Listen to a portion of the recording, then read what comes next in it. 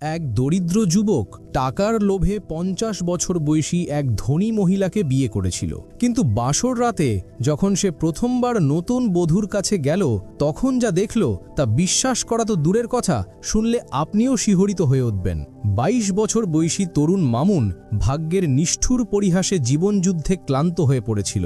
তার মা সুরভি কঠিন অসুখে ভুগছিলেন। ছোট বোন মিতুর পড়াশোনার খরচ জোগানো তার জন্য বোঝা হয়ে দাঁড়িয়েছিল।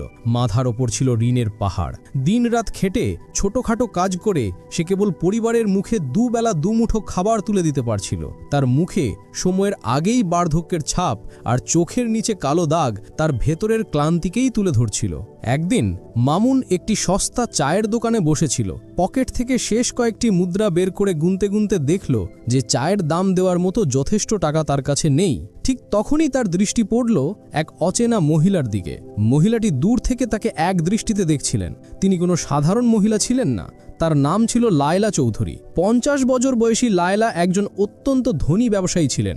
তার পরনে ছিল দামি শাড়ি, হাতে ভারী গয়না, আর তার আত্মবিশ্বাসে ভরা ব্যক্তিত্ব মামুনকে হতবাক করে দিল। লায়লা হাসি মুখে মামুনের দিকে এগিয়ে এসে জিজ্ঞাসা করলেন, তুমি কি মামুন?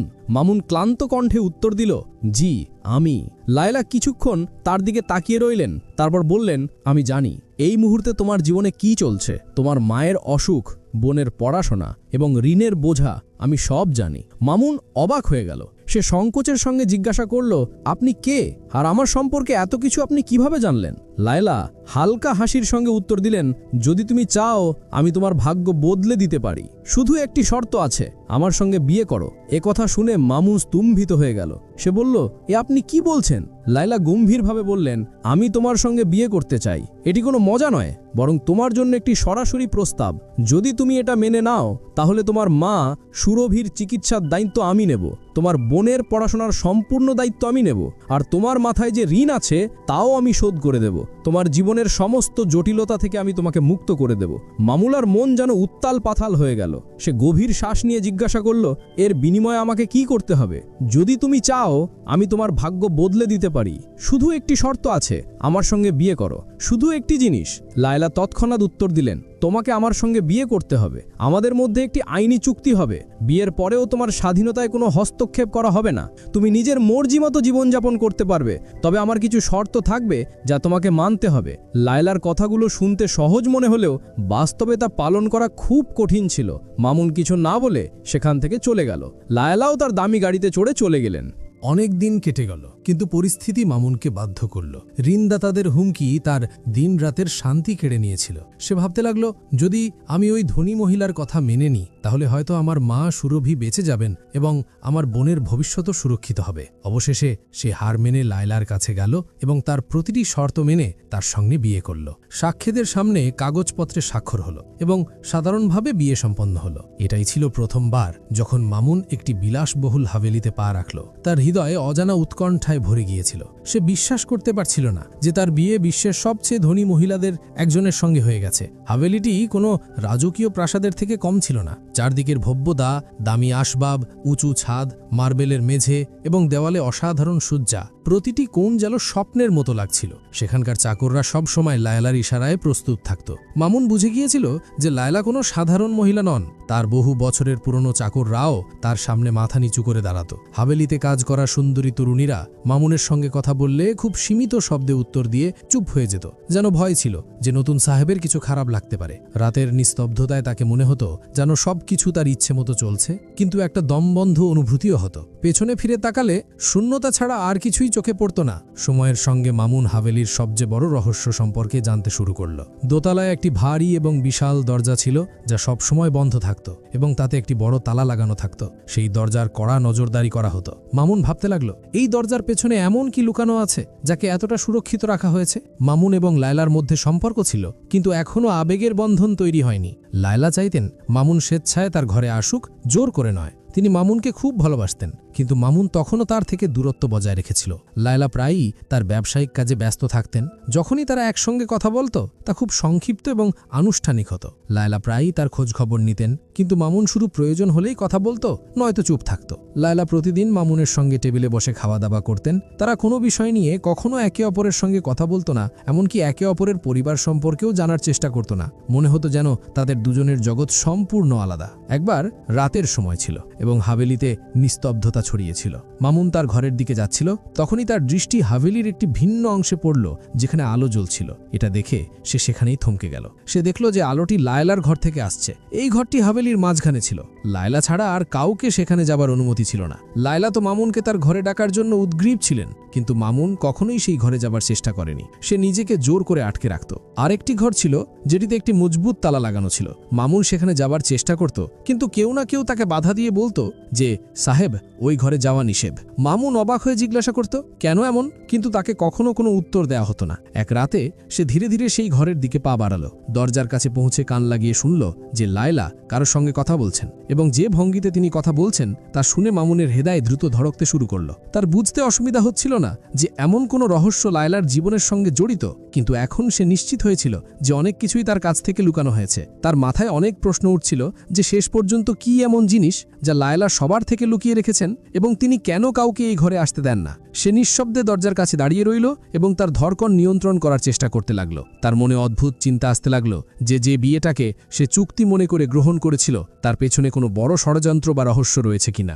মামুন ঠিক করল যে সে হাভেলির প্রতিটি রহস্যের পর্দা তুলবে। এসব ভাবতে ভাবতে সে তার ঘরে ফিরে গেল এবং সিদ্ধান্ত নিল যে যাই হোক না কেন আজ সে সেই ঘরে যাবে। লায়লা, যে আপাত দৃষ্টিতে 50 বছরের একজন মহিলা ছিলেন, প্রতিদিন মামুনের কাছে নতুন আশা এবং নতুন প্রত্যাশা রাখতেন। এখন মামুন ভাবল যে তাকে এই মহিলার সঙ্গে কথা বলতে হবে। তিনিই তাকে সেই ঘরের রহস্য সম্পর্কে জানাতে পারেন। হাভেলির নির্জন অন্ধকারে শুধু ঘড়ির টিকটিক শব্দ প্রতিধ্বনিত হচ্ছিল। রাতের তৃতীয় প্রহরে মামুন সেই ঘরে যাবার জন্য প্রস্তুত হল। সে লায়লার একজন বিশেষ দাসী 22 বছরের অত্যন্ত সুন্দরী মেয়ে রেশমার সঙ্গে কথা বলল। মামুন রেশমার কাছে অনুরোধ করল যে তাকে তার স্ত্রী লায়লার সঙ্গে দেখা করতে হবে। রেশমা লায়লার কাছে অনুমতি নিতে গেল। রেশমা ছাড়া কেউই লায়লার কাছে যেতে পারত না। যখনই রেশমা লায়লাকে মামুনের ইচ্ছার কথা জানালো, লায়লা উৎফুল্ল হয়ে উঠলেন এবং রেশমার হাত চুমুখে বললেন, তাড়াতাড়ি পাঠিয়ে দাও। রেশমা মামুনকে যাবার অনুমতি দিল। মামুন ছিল একজন 22 বছর বয়সী, সুদর্শন, শক্তিশালী এবং প্রতিভাবান যুবক। সে গিয়ে লায়লার দরজার বেল বাজাল।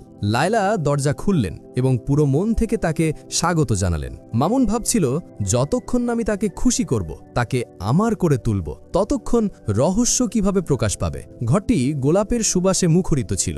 লায়লা দাঁড়িয়েছিলেন, মুখে উজ্জ্বলতা, চোখে ভালোবাসার আলো। মামুন ঘরে প্রবেশ করতেই তার হৃদয়ে জোরে জোরে ধড়কতে লাগল। মামুন অবাক হয়ে বলল, লায়লাজি, আপনাকে তো 20 বছরের মেয়ের মতো লাগছে। এটা কিভাবে সম্ভব? লায়লা হাসলেন। তার মুখে একটি বিশেষ উজ্জ্বলতা ছিল। তিনি ধীরে ধীরে মামুনের কাছে এসে বললেন, ভালোবাসায় বয়সের কোনো সীমা থাকে না মামুনজি। যখন একজন নারী মন থেকে ভালোবাসে, তখন তার আত্মা তরুণ হয়ে যায়। আমি তোমাকে শুধু আমার সম্পদ এবং হাভেলির উত্তরাধিকারী করিনি, বরং আমার হৃদয়ের মালিকও করেছি।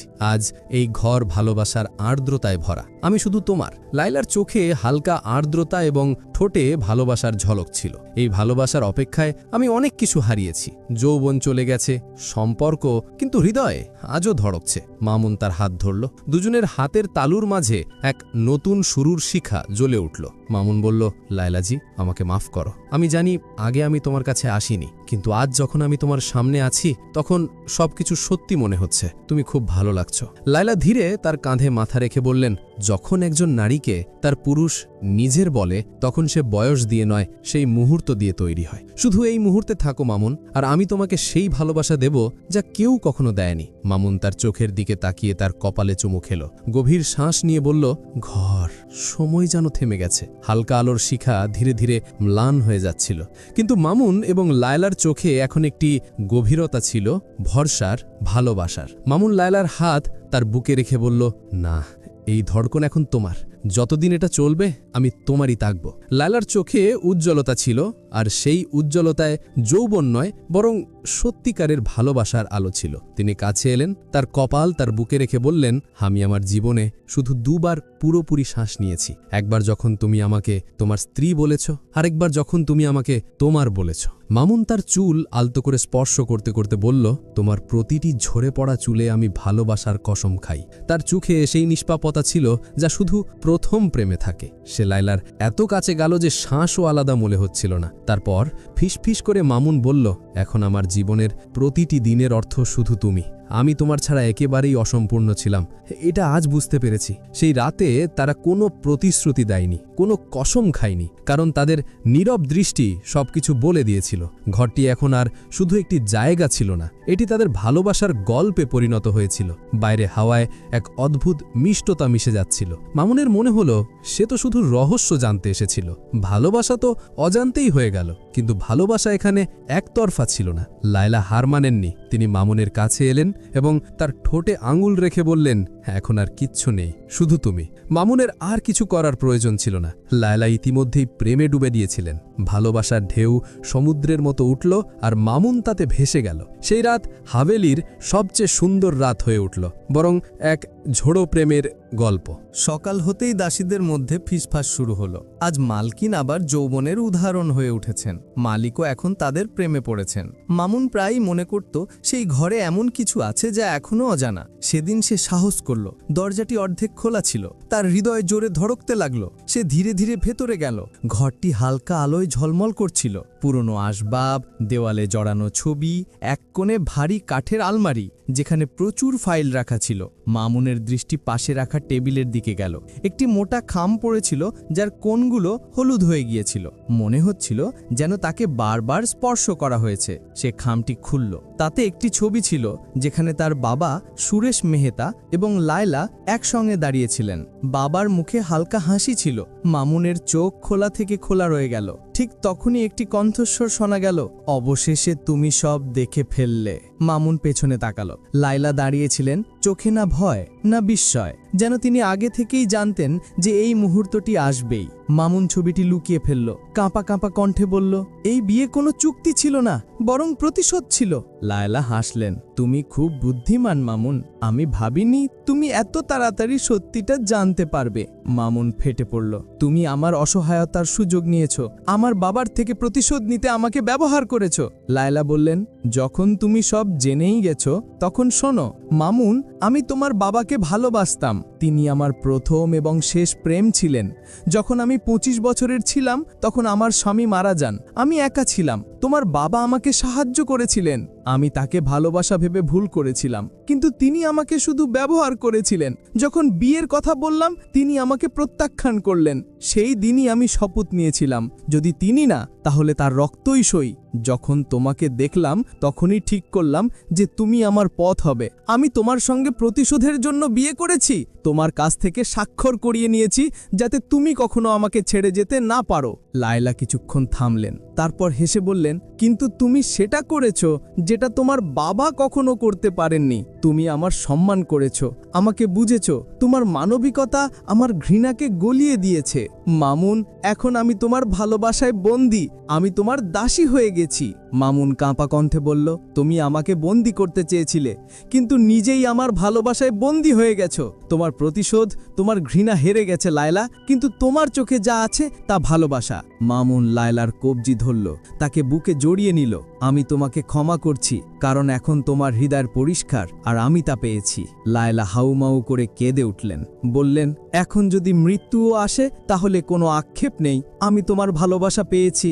সেই হাভেলি মামুনের প্রাসাদ হয়ে গেল। একদিন লায়লা অসুস্থ হয়ে পড়লেন এবং কয়েক সপ্তাহ পরে চিরতরে চলে গেলেন। শেষকৃত্যে মামুন শুধু বলল, আমি তোমাকে ক্ষমা করেছি লায়লা, তুমিও আমাকে ক্ষমা করো। গল্প এখানেই শেষ হয়নি। লায়লার 22 বছরের দাসী রেশমা, যে সবসময় মামুনের সেবা করত, সে এখন তার কাছাকাছি আসতে লাগলো। তাদের সম্পর্ক ছায়া থেকে আলোয় এলো। মামুন রেশমার সঙ্গে বিয়ে করল। এখন হাভেলিতে আর একাকিত্ব ছিল না, নিস্তব্ধতাও ছিল না। মামুনের মা সুরভি এবং বোনেরাও সেখানে ছিল। যেখানে একসময় লায়লার অসম্পূর্ণ প্রেমের প্রতিধ্বনি ছিল, সেখানে এখন রেশমার হাসি এবং মামুনের শান্তিপূর্ণ জীবন স্থির হয়ে গেছে। মামুনের ভালোবাসা এবং মানবিকতা লায়লার হৃদয় বদলে দিয়েছিল। যে মহিলা শুধু প্রতিশোধ চেয়েছিল সে শেষ পর্যন্ত ভালোবাসার বন্দী হয়ে গেল। গল্পটা আমাদের শেখায় যে সত্য, বিশ্বস্ততা এবং হৃদয় থেকে করা ভালোবাসার সবচেয়ে বড় শক্তি। অনেক সময় আমরা অন্যকে কষ্ট দেওয়ার কথা ভাবি, কিন্তু নিজেই তার ভালোবাসায় বন্দী হয়ে যাই। সম্পর্কের সম্মান, বোঝাপড়া এবং আবেগ থাকলে প্রতিটি ক্ষত সারতে পারে। মামুন যাকে ক্ষমা করেছিল সেই তার সবচেয়ে বড় জয় হয়ে গেল, আর যে শুধু প্রতিশোধের কথা ভেবেছিল তার হৃদয়েও সত্যিকারের ভালোবাসা জেগে উঠল।